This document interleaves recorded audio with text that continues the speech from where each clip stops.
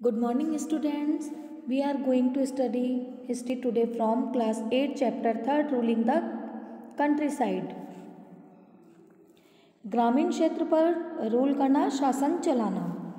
ये जो first image दी गई है इसमें रॉबर्ट क्लाइव हैं। इससे पहले हम चैप्टर में हमने देखा था कि रॉबर्ट क्लाइव गवर्नर जनरल थे बंगाल के।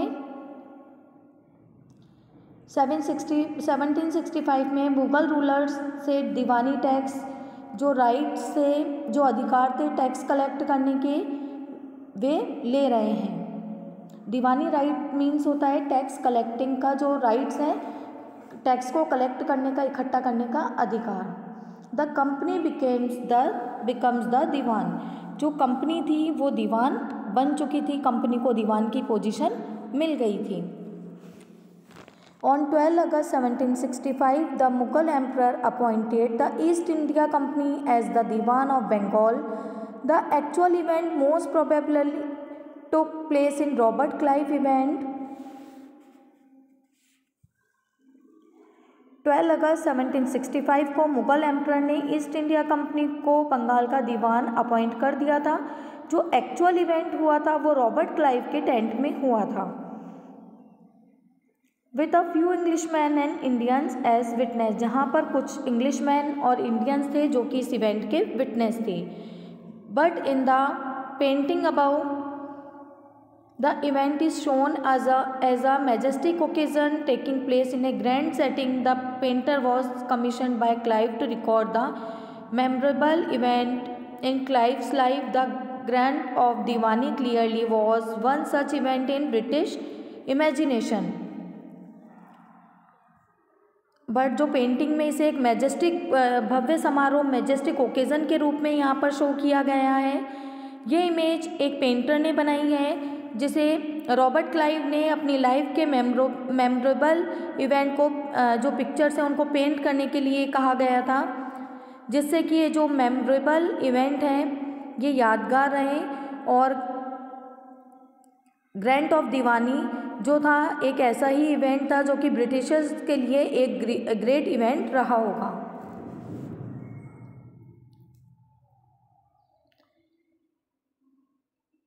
As diwan the company become the chief financial administrator of the territory under its control. Now it had to think of administering the land and organising its revenue resources. This had to be done in a way that could yield enough revenue to meet the growing expenses of the company. A trading company had also to ensure that it could buy the product it needed and sell what is wanted. As a diwan जो company थी वो chief financial administrator बन चुकी थी। दीवान के तौर पर जो कंपनी ने अपने कंट्रोल एरिया की एक रूलर बन गई थी, शासक बन चुकी थी। जब उनके पास कंट्रोल आया तब उन्होंने यह सोचा कि लैंड और रेवेन्यू रिसोर्स को कैसे ऑर्गेनाइज किया जाए कि कंपनी के बढ़ते हुए खर्चों के लिए, क्योंकि काफ़ी रेवेन्यू कलेक्ट करने की आवश्यकता थी।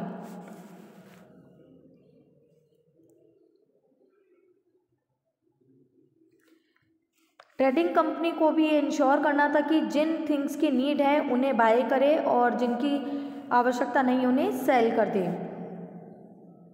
Over the years the company also learn that it had to move with some caution. अब कई सालों में कंपनी ये जान चुकी थी कि जो भी उन्हें कदम उठाने हैं कॉशन काफ़ी सावधानी से उठाना होगा। Being an alien power it needed to pacify those who in the past had ruled the countryside and enjoy authority and prestige। क्योंकि जो लोग पास्ट में कंट्री साइड ग्रामीण क्षेत्रों में रूल कर चुके हैं उनके पास अब भी काफ़ी पावर थी और अपनी उनकी प्रेस्टीज थी। Those who had held local power had to control but they could not be entirely eliminated।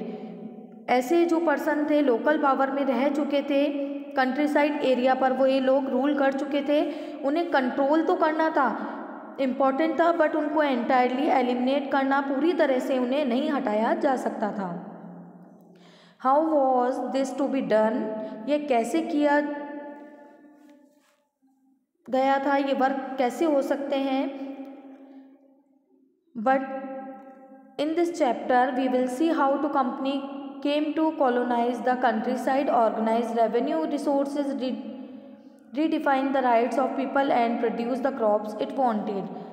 ये वर्क कैसे हो सकता है इस चैप्टर में हम देखेंगे। कंट्री साइड को के जो एरिया थे उनको कैसे कॉलोनाइज किया गया, ग्रामीण जो एरिया थे उनको किस तरह से उपनिवेश बनाया गया था, रेवेन्यू जो रिसोर्स थे उनको किस तरह से कलेक्ट किया गया था, ऑर्गेनाइज किया गया था, और जो पीपल्स के राइट्स थे उन्हें रीडिफाइन किया गया था, और जिनकी ज़रूरत है ऐसी क्रॉप्स को कैसे प्रोड्यूस किया जा सके, इनके बारे में हम पढ़ेंगे। Revenue for the company.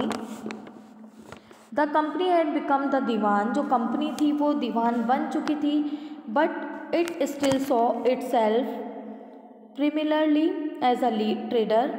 जो कंपनी थी वो दीवान बन गई थी, बट इट स्टिल सॉ कि खुद को एक ट्रेडर ही मानती थी। It wanted a large revenue income but was unwilling to set up any regular system of assessment and collection. Company एक लार्ज रेवेन्यू इनकम चाहती थी, बट जो रेगुलर सिस्टम, एक नियमित व्यवस्था को सेटअप करने में उनको अनविलिंग, काफ़ी हिचकिचाहट हो रही थी। The effort was to increase the revenue as much as it could buy fine cotton and silk cloth as cheaply as possible. Within 5 years, the value of goods bought by the company in Bengal doubled. उनके efforts, उनकी कोशिश ये थी कि जो revenue है उसको increase किया जाए, रेवेन्यू को बढ़ाया जाए, और चीप रेट में फाइन कॉटन, काफ़ी अच्छा जो सूती कपड़ा है, और सिल्क जो रेशमी कपड़े हैं उनको परचेज़ करना जितना कि पॉसिबल हो सके। 5 ईयर्स में ही जो कंपनी के द्वारा परचेज़ की जाने वाली जो गुड्स थी उनकी वैल्यू डबल हो चुकी थी। Before 1865 the company had purchase goods in India by importing gold and silver from Britain. Now the revenue collected in Bengal could finance the purchase of goods for export. Before 1865 से पहले company Britain से gold और silver import करती थी और उनके बदले India से गुड्स लेती थी, और इन चीज़ों के बदले सामान लेती थी। Now soon it was clear that the Bengal economy was facing a deep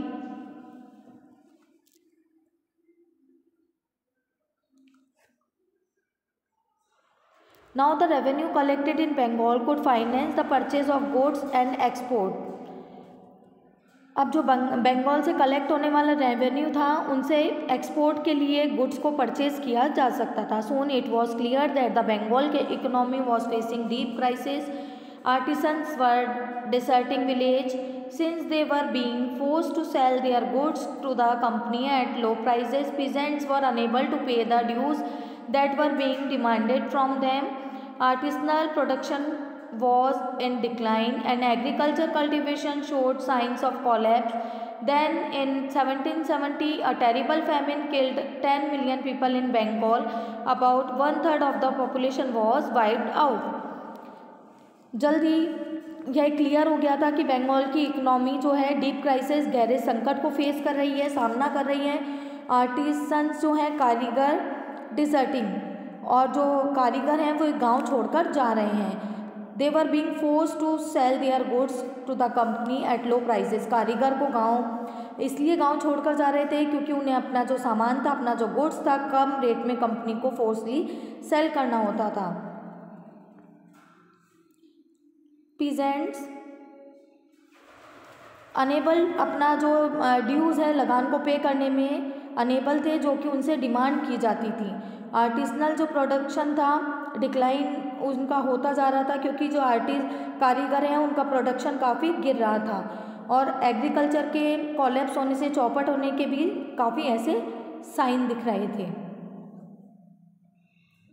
इन 1770 में एक टेरिबल फेमिन, एक भयानक अकाल के कारण 10 मिलियन पीपल जो थे मर चुके थे।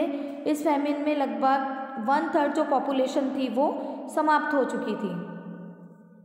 Next page. The need to improve agriculture. If the economy was in ruins, could the company be certain of its revenue income? Most company officials began to feel that investment in land had to be increased and agriculture had to be improved. खेती में सुधार की किस तरह ज़रूरत थी? अगर economy ruins में थी, संकट में थी, तो कंपनी अपने जो रेवेन्यू की इनकम को लेकर किस तरह से सेटिस्फाइड रह सकती थी? कंपनी के जो ऑफिशियल्स थे उन्होंने ये फील किया कि लैंड में इन्वेस्टमेंट करना और ज़मीन में जो मतलब निवेश करना और एग्रीकल्चर में इम्प्रूवमेंट करना ये काफ़ी इम्पॉर्टेंट हो गया था. How was is to be done? After 2 decades of debate on the question, the company finally introduce the permanent settlement in 1793. ये काम किस तरह किया जा सकता है? इस क्वेश्चन पर 2 decades 2 दशक तक डिबेट बहस चलती रही. फाइनली कंपनी ने परमानेंट सेटलमेंट 1793 में इंट्रोड्यूस किया. 1793 में एक स्थायी जो बंदोबस्त लागू किया गया था. By the terms of the settlement, the rajas and taluqdars were recognised as zamindar. इस सेटलमेंट्स की टर्म्स के अकॉर्डिंग जो राजा और तालुकदार जो थे को जमींदार के रूप में मान्यता दे दी गई थी. They were asked to collect rent from the peasant and pay revenue to the company. उन्हें पीजेंट से रेंट कलेक्ट करने और कंपनी को रेवेन्यू पे करने का वर्क दिया गया था. The amount to be paid was fix permanently. जो अमाउंट था वो स्थायी रूप से फिक्स था.